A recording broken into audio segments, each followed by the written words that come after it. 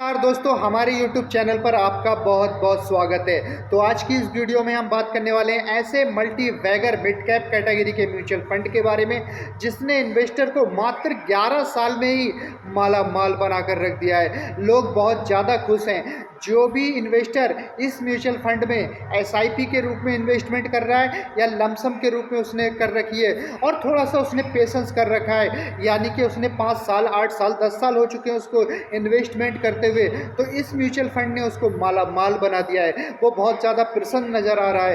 क्यों? क्योंकि ये अपनी कैटेगरी में टॉप पर चल रहा है। लेकिन जिस समय उन्होंने SIP स्टार्ट की होगी इसमें, या लमसम स्टार्ट किया होगा, या इन्वेस्टमेंट स्टार्ट की होगी, तो उस समय उनको पता नहीं होगा कि मिड कैप कैटेगरी में ये इतना टॉप लेवल का रिटर्न देगा। लेकिन आज की डेट में ये बहुत ज़्यादा टॉप लेवल का रिटर्न दे रहा है। तो इस म्यूचुअल फंड का नाम है, देखिए इसका रिस्कोमीटर वेरी हाई रिस्की है, और इक्विटी मिड कैप है, और कैटेगरी मिड कैप है। और इसके 6 महीने का रिटर्न का चार्ट देखेंगे तो माइनस में दिया है, -3.03% का नेगेटिव रिटर्न दिया है। जबकि एक साल में इसने पॉजिटिव रिटर्न दिया है, 6.58% का पॉजिटिव रिटर्न दिया है। 3 साल में तो इसने रिटर्न के मामले में कमाल ही कर दिया है, 33.13% का पॉजिटिव रिटर्न दिया है। बहुत अच्छा रिटर्न दिया है। 5 साल में तो बहुत ज़्यादा रिटर्न दिया है, 36% से ज़्यादा, 36.85 का पॉजिटिव रिटर्न दिया है। और आप समझ सकते हैं ओवरऑल 2014 से लेकर अब तक बात की जाए, 24.10% का पॉजिटिव रिटर्न दिया है। कमाल कर दिया है। Motilal Oswal mid cap category, Motilal Oswal mid cap mutual fund है इसका नाम। और जब भी आप इसका परचेस करें, Motilal Oswal mid cap fund, direct plan growth ही परचेस करें, रेगुलर प्लान के चक्कर में ना पड़ें। इसके फंड मैनेजर बहुत ज़्यादा सुलझे हुए हैं, अजहर खंडेरवाल हैं नाम फंड मैनेजर का। एग्जिट लोड 1% है। यदि आप 365 दिन से पहले रिडीम करेंगे तो 1% के रूप में आपको एग्जिट लोड का चार्ज देना होगा, जबकि 365 दिन के बाद आप रिडीम करेंगे आपको किसी भी प्रकार का चार्ज देने की आवश्यकता नहीं है। इसके फंड मैनेजर बहुत ज़्यादा सुलझे हुए हैं। केवल 23 स्टॉक्स ही, बहुत ही मिनिमाइज करके, बहुत ही सिलेक्टेड स्टॉक्स ही ले रखे हैं इस म्यूचुअल फंड में। जो म्यूचुअल फंड जो उन्होंने होल्ड करे हैं, वो जो स्टॉक्स जो होल्ड करें हैं, वो केवल 23 ही कर रखे हैं। फंड मैनेजर बहुत ज़्यादा समझदार हैं। एक्सपेंस रेशियो भी बहुत ज़्यादा खास नहीं है, बहुत बड़ा नहीं है, 1% से काफ़ी कम है, 0.68% का एक्सपेंस रेशियो है। और इसका फंड साइज लगातार बढ़ता चला जा रहा है, 33,053 करोड़ रुपए का हो चुका है। 500 रुपये से मिनिमम SIP स्टार्ट की जा सकती है। 11 जुलाई 2025 को इसके NAV का प्राइस 116.75 था। इसके फंड मैनेजर ने तो कमाल ही कर दिया है, क्योंकि बहुत ही मिनिमम स्टॉक्स अपने होल्डिंग बना रखी है। ज़्यादा स्टॉक्स नहीं भरे इन्होंने पोर्टफोलियो में, केवल 23 स्टॉक्स ही ले रखे हैं, और विशाल अमाउंट लगा दिया है 33,053 करोड़ का। देखिए लोगों का विश्वास इसमें बढ़ता चला जा रहा है। मिड कैप कैटेगरी का म्यूचुअल फंड है। जो देखिए बड़ी कंपनी होती है वो हाथी के समान होती हैं, जो मिड कैप होती है वो थोड़ी कम होती हैं, और जो स्मॉल कैप होती है वो हाथी का बच्चे के समान मान लीजिए। तो इस प्रकार से स्मॉल कैप से थोड़ा सा मिड कैप थोड़ा कम रिस्की होता है।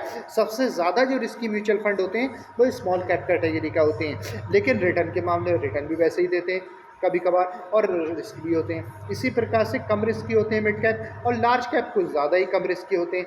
इसीलिए Motilal Oswal mid cap mutual fund ने 2014 से लेकर अब तक पिछले 11 साल में 24% से ज़्यादा की CAGR से आपकी कैपिटल को ग्रोथ कराया है, रिटर्न दिया है हर साल। आप समझ सकते हैं कितना विशाल रिटर्न दिया है। इस प्रकार के म्यूचुअल फंड में यदि आपने 2014 में 5,000 रुपये मंथली SIP की होती, तो अब तक आपका इन्वेस्टेड अमाउंट 6,60,000 रुपये होता, और उस पर मिलने वाला रिटर्न आपको 25,90,940 रुपये हो गया होता। टोटल कॉर्पस आपका इकट्ठा हो जाता 32,50,940। कितना विशाल म्यूचुअल फंड है, कितना अच्छा म्यूचुअल फंड है। यदि इसी प्रकार मात्र 5,000 रुपये की मामूली सी SIP आपने इसमें 17 साल पहले की होती, और 5,000 रुपये SIP को कंटिन्यू चलने दिया होता अब तक, और 24% की अपेक्षा माना कि 22% का इसने रिटर्न दिया होता, तो आपको टोटल 1,10,24,664 रुपये का कॉर्पस हो जाता। जबकि आपकी इन्वेस्टेड अमाउंट केवल 17 साल में कितनी होती? केवल 10,20,000।